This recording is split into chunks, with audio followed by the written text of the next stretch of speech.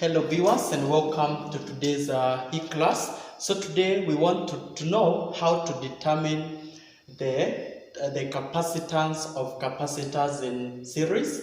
So we want to know how we can get the combined or the effective capacitance of capacitors in series. So we're going to consider three capacitors. We have three capacitors which are in series. We have three capacitors there. These three capacitors are in series.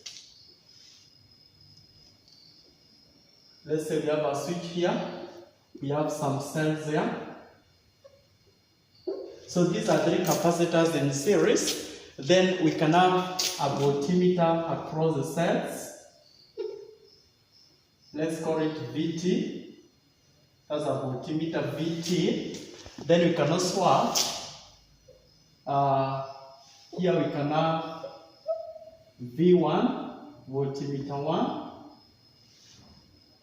voltmeter 2, V2, and then we can also have voltmeter 3. So these are three voltmeters. So we want to know how we can get the combined capacitance of the three capacitors.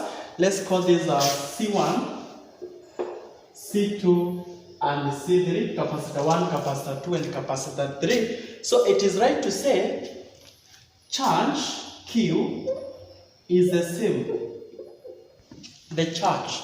Remember, charge are the electrons. And we all know when you close the switch here, when you close the switch, electrons flow from negative terminal all the way to the positive terminal.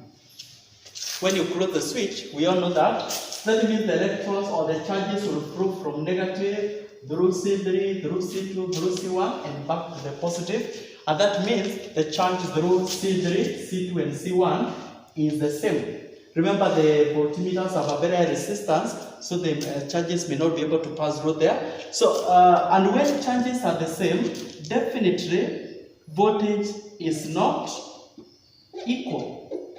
In other words, voltage is not the same across the three capacitors. So our interest is what is not equal. So we form an equation of what is not equal. So we can say VT, total voltage, is equals voltage across capacitor 1 plus voltage across capacitor 2 plus voltage across capacitor 3. That is the total voltage here. Is a voltage here plus here, the three voltages. But we know,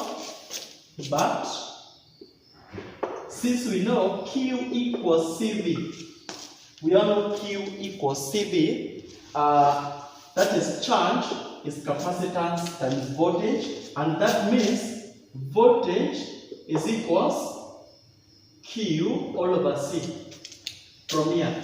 Since Q equals CV, then voltage equals Q all over C, or charge all over capacitance. So everywhere we have voltage, we'll be replacing by Q over C. So here we'll have QT all over CT is equals, remember we have said charge is the same. Charge is the same across each capacitor because charge is flowing through each one of them. The same charge is flowing through each one of them and coming back.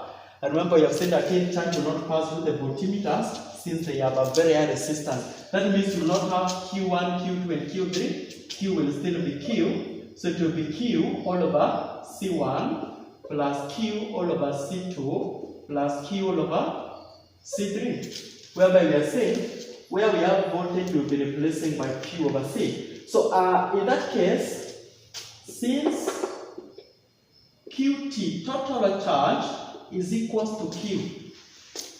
The total charge is the same charge that is passing through each one of them, so the charge is the same. So dividing through